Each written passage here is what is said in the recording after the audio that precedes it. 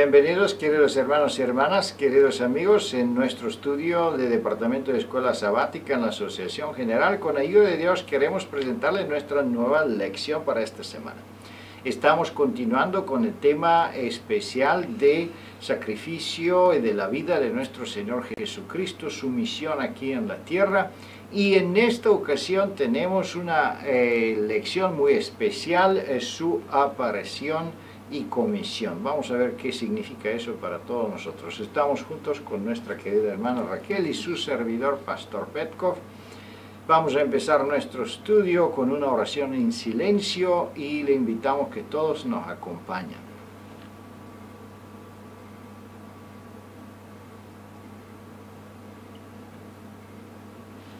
Amén.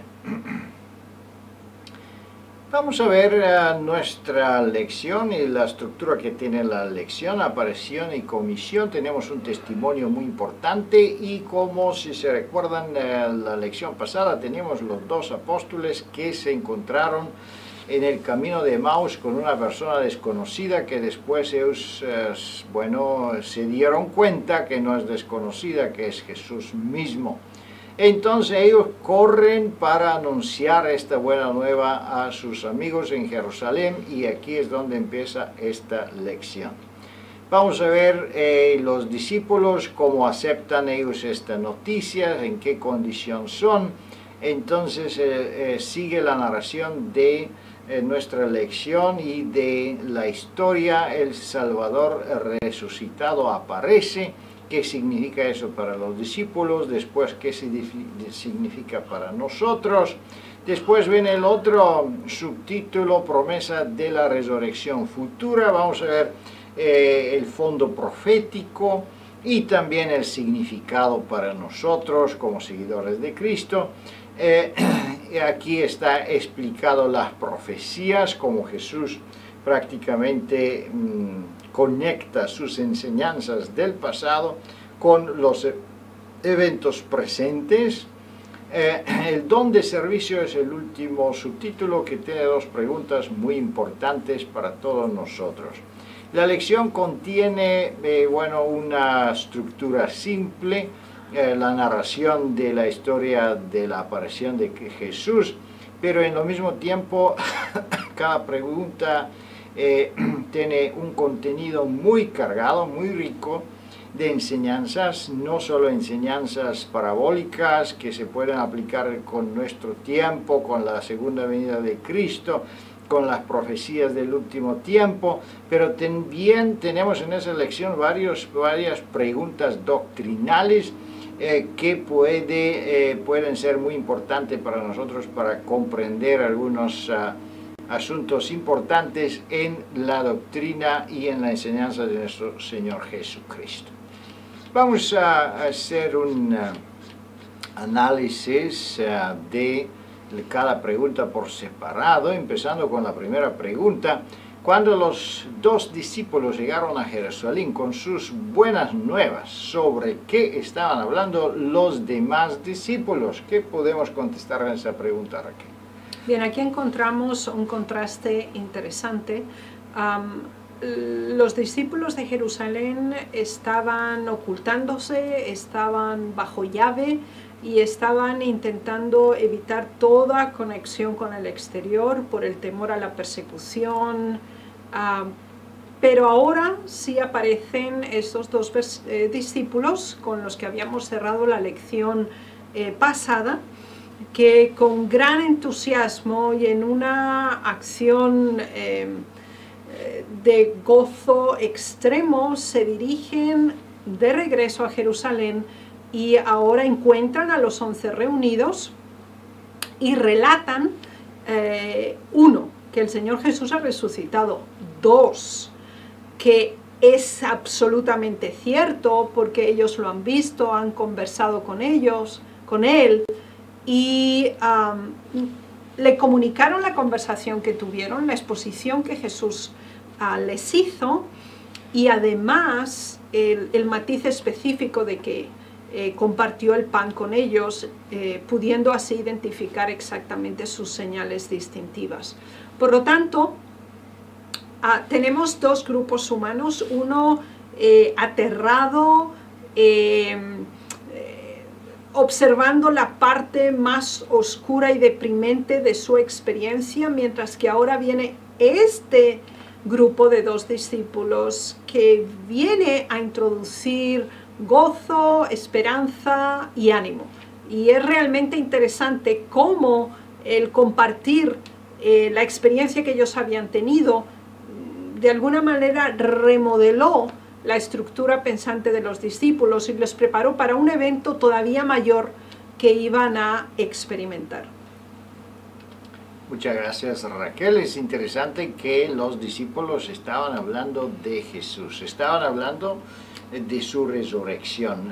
Sabemos que tenían dificultad de aceptar que el cuerpo de Jesús no estaba en su lugar. Las mujeres anunciaron esto y fue aceptado con mucha duda. Después sabemos que Pedro y Juan fueron en la tumba de Jesús y informaron a sus amigos que el cuerpo de Jesús no estaba, y ellos hablaban de una posible resurrección porque eso fue el mensaje que ellos recibieron por el ángel.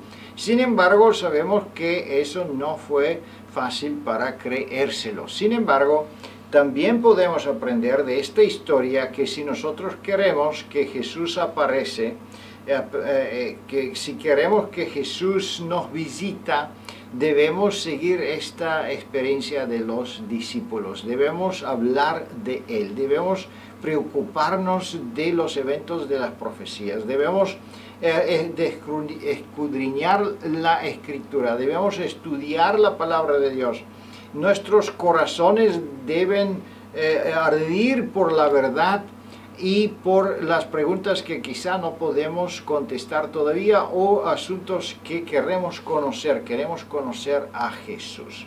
Si tenemos esa disposición, si estamos en ese espíritu y tenemos muchas preguntas que queremos que sean contestadas, entonces aparece algo significante en ese caso en la vida de los discípulos, y ahí estamos en la segunda pregunta. Mientras los discípulos conversaron juntos, ¿qué saludo escucharon? ¿Quién apareció entre ellos? ¿Qué podemos contestar a esa pregunta? Bien, las noticias que habían recibido reiteradamente una tras otra de la resurrección de Jesús se confirmaban y se iban añadiendo. Pero ahora es el momento en el que ellos están centrados en este pensamiento, están juntos reflexionando al respecto, y es precisamente en ese instante, nos dicen las Escrituras, que Jesús se puso en medio de ellos y les dijo: paz a vosotros.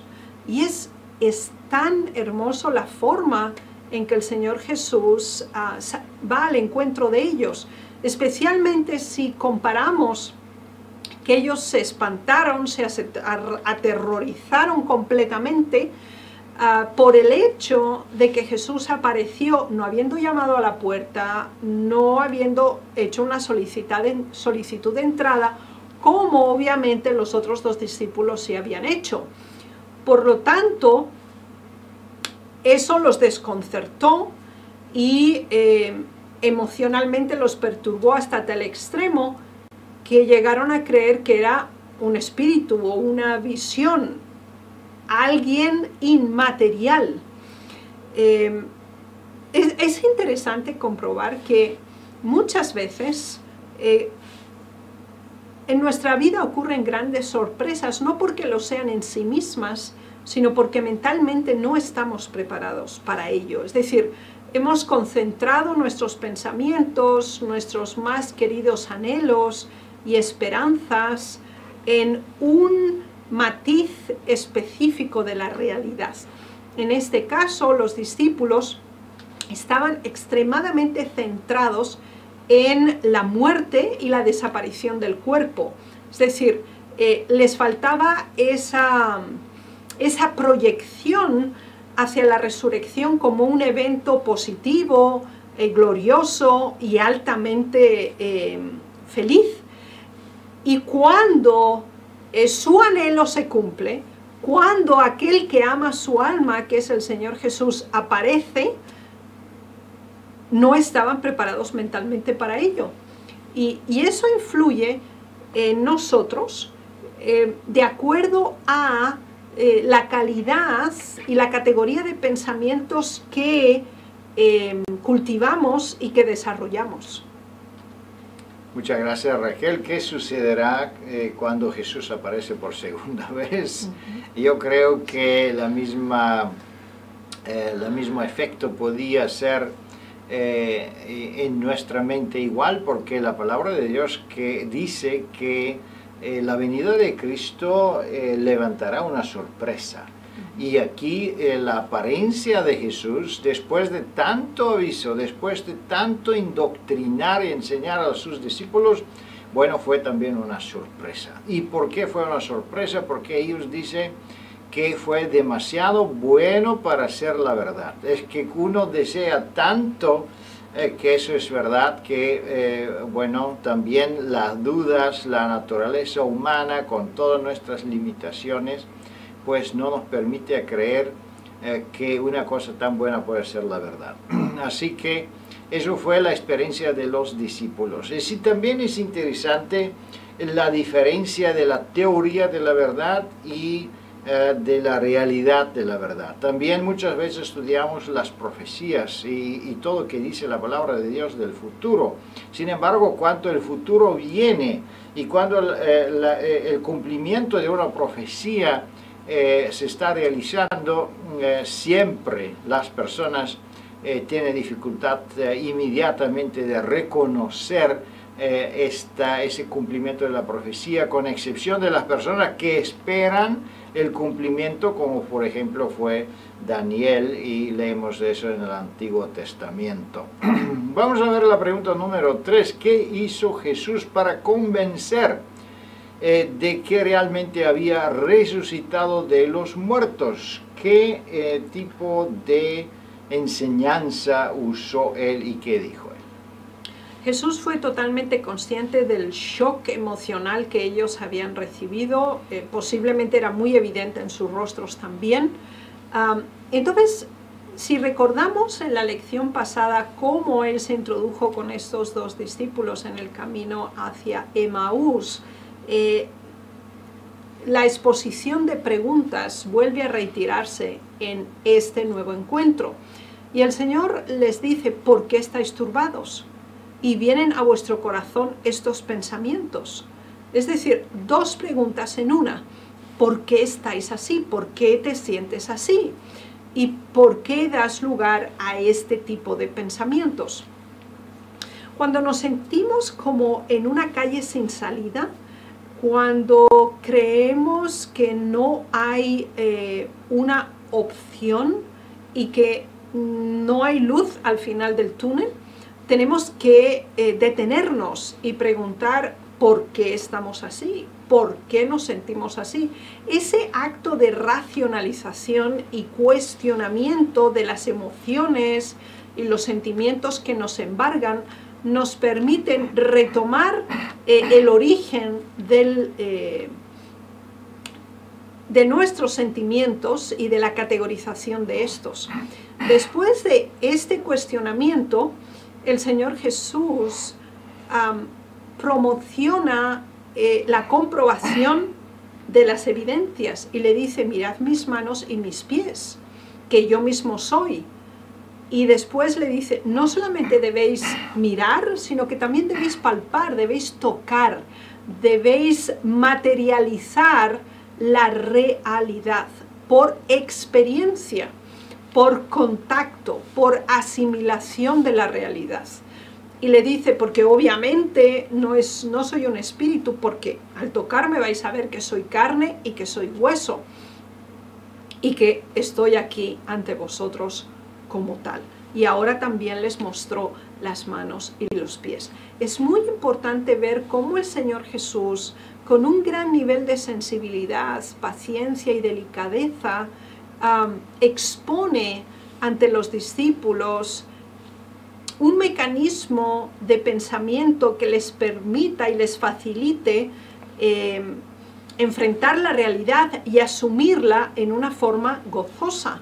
Y de hecho, cuando nos sentimos, por ejemplo, muy tristes, deprimidos o abatidos, cuando la serenidad y la paz parece que se ha alejado de nosotros, tenemos que retomar estos importantes pasos: planteamiento del porqué, análisis de la calidad y categorización de nuestros pensamientos. Enfrentemos la realidad con los hechos y en una forma tangible aceptémosla. Muchas gracias, Raquel, muy interesante. Aquí Jesús aparece y presenta pruebas de su existencia. Es interesante que en Mateos capítulo 24 Jesús prácticamente está profetizando que muchos falsos cristos aparecerían. Y entonces él también en este momento da un ejemplo en qué forma podemos reconocer el Jesús falso y el Jesús verdadero. En la forma que podemos realizar, podemos ver las señales de su sacrificio y de su muerte, las señales de la cruz en sus manos y en sus pies. Es sumamente importante, no solo como una prueba física, como en ese caso los discípulos podían comprobar, pero también en una forma doctrinal. Si se presenta un Jesús que no es un Jesús del sufrimiento, que no es un Jesús crucificado, que no es Jesús que murió porque quería cumplir la ley y pagar por los pecados que fueron acusados y condenados por la ley de Dios, pues eso no es el verdadero Jesús. Obviamente es una imitación. Y entonces Jesús aquí, con toda la paciencia, entonces presenta a sus discípulos quién eres y cómo lo pueden reconocer. También podemos ver que los discípulos tenían una falta de fe increíble. Ellos fueron totalmente sorprendidos después de tanto conocimiento, después de los testimonios de sus amigos. Seguían ser absolutamente incrédulos y por eso la sorpresa fue prácticamente terrificante. Ellos fueron terrificados, dice aquí la palabra de Dios. Por eso es muy importante que nosotros vivimos día a día, hora a hora, pensando, aprendiendo la verdad para no sorprendernos cuando las cosas se cumplen y cuando los eventos de los días vienen en su presencia, en su cumplimiento. Vamos a ver la pregunta número 4. ¿Qué demuestra la resurrección de Jesús acerca de la resurrección futura de los redimidos? ¿Cómo podemos contestar esa pregunta, Raquel? ¿Qué significa este evento tan importante? ¿Por qué Jesús aparece adelante de los discípulos? ¿Por qué se preocupa que ellos conocen, tocan sus manos? Dice a Tomás, dame tu mano, pon tu dedo en la herida mía. ¿Por qué él quiere que los discípulos están absolutamente seguros y convencidos en la resurrección de él? ¿Qué podemos decir? Quizás con una cierta problemática nosotros enfrentamos esta situación y pensamos cómo puede ser que los discípulos fueran tan tardos en asumir esta preciosa y maravillosa realidad de la resurrección de Jesús. Sin embargo, este es un antecedente que deberíamos reflexionar cuidadosamente, ya que nosotros creemos en la resurrección. Creemos en la resurrección que el Señor va a realizar en ocasión de su segunda venida también en la resurrección parcial entre la sexta y la séptima plaga. Por lo tanto, debemos nosotros redefinir los elementos como vida, muerte y resurrección, porque generalmente somos muy contrastables, es decir, pensamos en vida y pensamos en muerte y eso es todo. Ahora, para nosotros como creyentes, la muerte es solo un sueño, es un descanso. Creemos que vamos a vivir de nuevo por la gracia y el poder de Dios. Y poca importancia se le da a este hecho sobrenatural y que demuestra la intervención divina en la vida de los seres humanos y de los fieles, especialmente en el tiempo del fin. Por lo tanto, actualmente debemos orientar nuestros pensamientos mucho más hacia la segunda venida de Cristo, los eventos previos, durante y posteriores a este que es el mayor hecho histórico que puede darse después de, obviamente, la estadía de Jesús en la tierra. ¿Qué significa entonces? Que si nosotros no le damos recreación a esta idea o este pensamiento, pues va a ser mucho más chocante para nosotros y posiblemente muy similar a la experiencia de los discípulos. Para evitarlo y prepararnos mentalmente para esta circunstancia, debemos enfatizar mucho más el aspecto glorioso y altamente gozoso de la resurrección, más que en la muerte como tal. Muchas gracias, Raquel. Muy interesante, prácticamente es un punto muy especial. El asunto es también un punto doctrinal de la resurrección. La resurrección es el punto central prácticamente en el sacrificio de Cristo, porque es la señal de su victoria.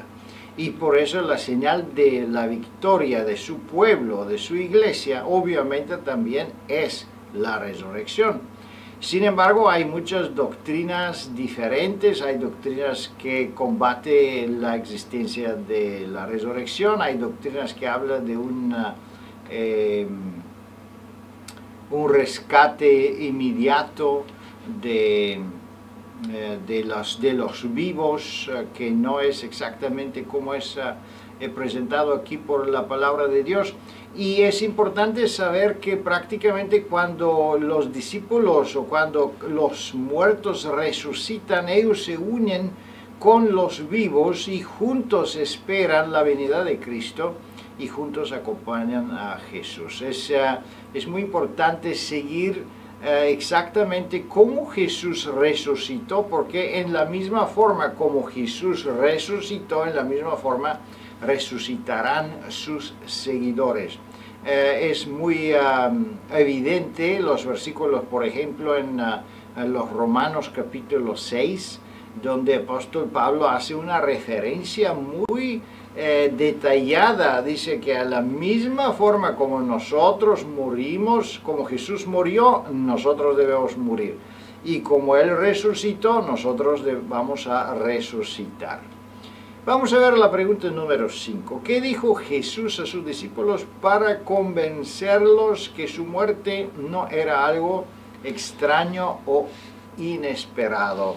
Siempre en todas las lecciones hasta hoy hemos tenido algunos puntos proféticos para conocer de qué forma Dios prácticamente reveló su verdad, no solo por el testimonio de Jesús y de sus discípulos, pero eso fue profetizado también en el Antiguo Testamento. ¿En qué forma aquí Jesús prácticamente está recordando las pruebas proféticas? Es interesante la forma en que el Señor Jesús aborda a sus discípulos en esta extraña situación. Primero intenta que cambien sus sentimientos de temor y de desconfort a una situación pacífica, tranquila, de aceptación y de gozo sereno. Y ahora que este elemento emocional se ha estabilizado, el Señor Jesús pasa a esta segunda parte, que es muy importante, que es la fundamentación razonada de los eventos que se habían dado y la razón misma por la cual se habían producido. Por lo tanto, expone las Sagradas Escrituras ante ellos en una forma cronológica, en una forma sistemática y también respetando la estructura que ellos conocían del Antiguo Testamento, esa tripartitas secciones, es decir, la ley de Moisés como primera sección, los 5 primeros libros, los profetas, que incluían tanto los libros proféticos tanto como los históricos, y los salmos, que incluían todos los libros poéticos que cubrieran esta categoría en más de un 75%.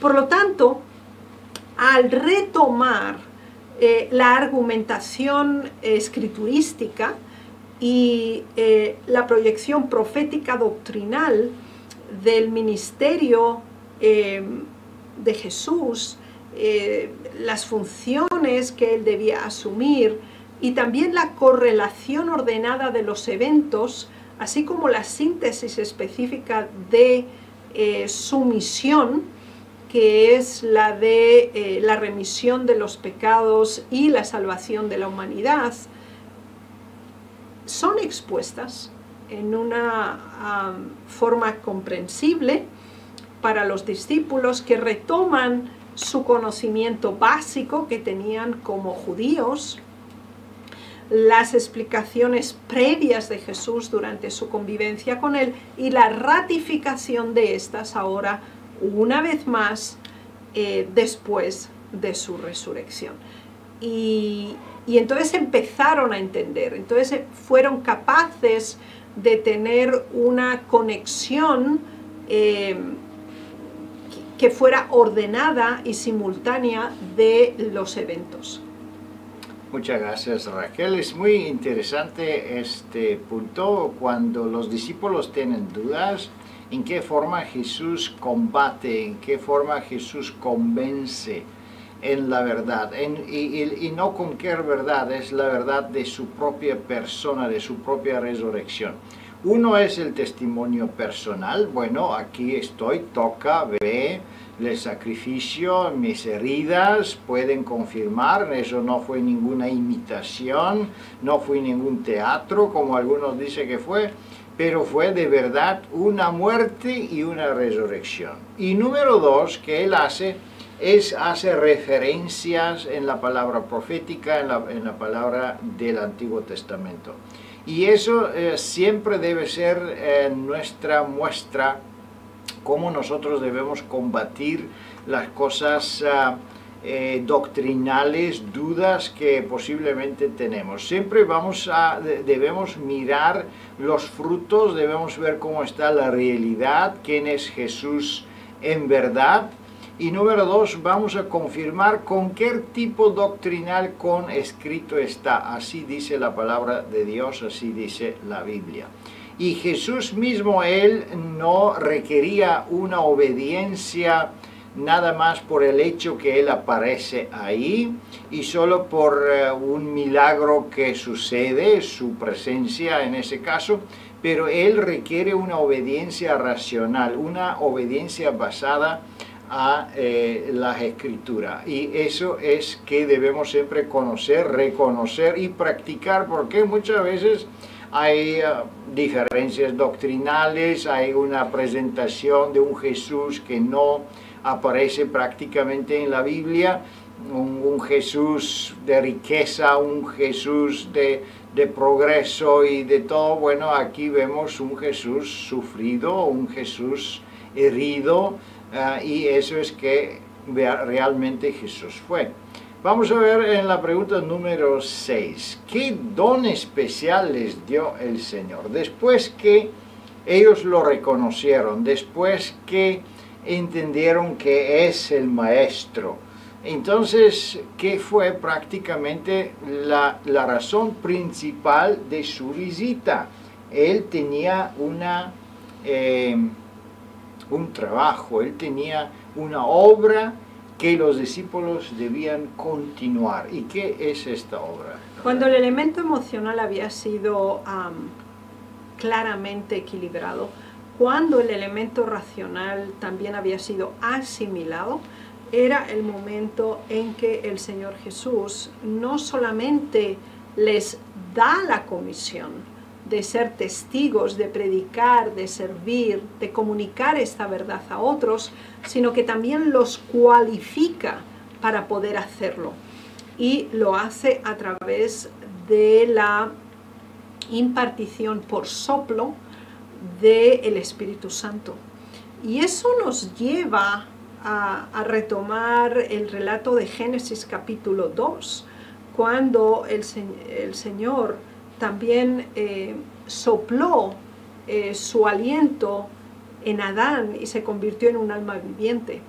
Por lo tanto, aquí debemos comprender que cuando el Señor nos confía una responsabilidad, cuando Él facilita que estemos en capacidad de realizar algún servicio, Él añade las cualidades, los dones y también las cualificaciones necesarias para realizar esta labor a satisfacción celestial. Y este ya es un elemento de fe, porque a veces podemos ser muy inseguros y quizás huidizos ante las responsabilidades y los deberes de anunciar esta maravillosa verdad a los demás. Por lo tanto, el Señor nos dice, no hay excusa, os he dado mi poder, mi capacidad y también estos atributos del cielo a través del Espíritu Santo que os capacite para ser testigos meritorios. Muchas gracias, muy interesante el don que Jesús nos da. Él sopló a sus discípulos. Es interesante que Él dejó un deber muy especial, el deber que Él lo dejó, el deber del servicio, y prácticamente es un deber de formar una iglesia, de formar una organización, de formar una institución que tiene que ver con la salvación de los hombres, con la representación oficial de Jesús. Y la única forma en que una persona puede representar a Jesús es tener ese soplo, esa vida, ese Espíritu Santo. Especialmente si consideramos aquí el segundo testimonio, es claro que sin la presencia del Espíritu Santo en nosotros, que es la tercera persona de la divinidad, de la deidad, no podemos nosotros ser representantes. Obviamente, ¿qué vamos a representar nosotros en nuestra naturaleza caída, pecaminosa, si no tenemos la presencia de la naturaleza divina en nosotros? Y la naturaleza divina no es una enseñanza, no es una teoría, es la presencia de Dios mismo en nosotros. Y eso es en la presencia del Espíritu Santo. Podíamos ver y constatar cómo los discípulos, por ejemplo, sabiendo la teoría de la verdad, no podían reconocer a Jesús y no podían entender, no solo no podían entender y reconocerlo, pero se asustaron por su presencia. La única forma que nosotros podemos comprender y realizar y ver la verdad, sentir la verdad, es con la presencia del Espíritu Santo y por la experiencia personal. Así que esto es un mandato muy especial que Jesús dejó a sus discípulos, y Él también le entregó la ayuda más grande que el cielo podía ofrecer, el Espíritu Santo. Vamos a ver la pregunta número 7, es un otro asunto doctrinal.